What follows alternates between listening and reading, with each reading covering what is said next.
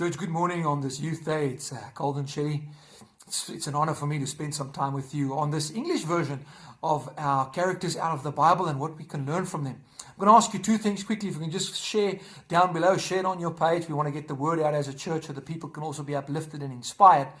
And number two, make sure you book the time for this coming Sunday, 9 o'clock, for our online service at 9. It's going to be a Father's Day service, so make sure that your father, your husband, your brother, your son, they're all signed in and they can watch the service with us. But on the theme of this Youth Day, I want to spend some time on David. David was a very young man when he killed a giant. He had no place to be on that battlefield. He actually just took food for his brothers.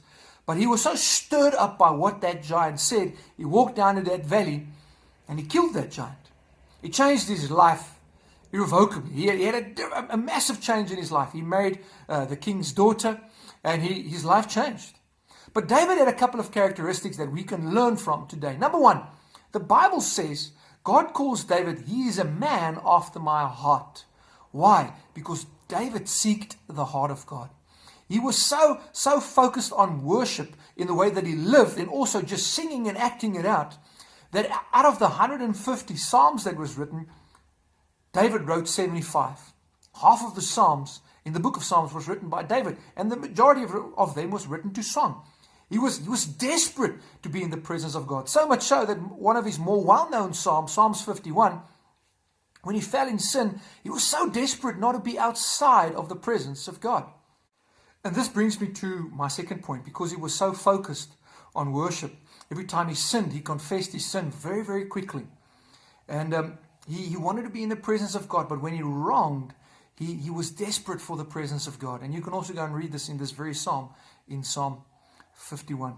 But one of the biggest things for me is the verse that basically defines his life. We read this in Acts 13, verse 36. The Bible says, when David served his generation according to the will of God, he died.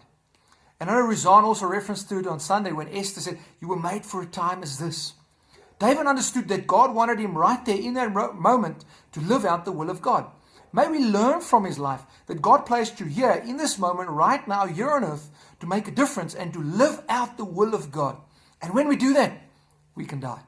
So may you be inspired by the life of David. May you live a life of honor and worship and staying in the presence of God. May you confess your sin very quickly and may you serve this generation according to the will of God. May the Lord bless you. Goodbye.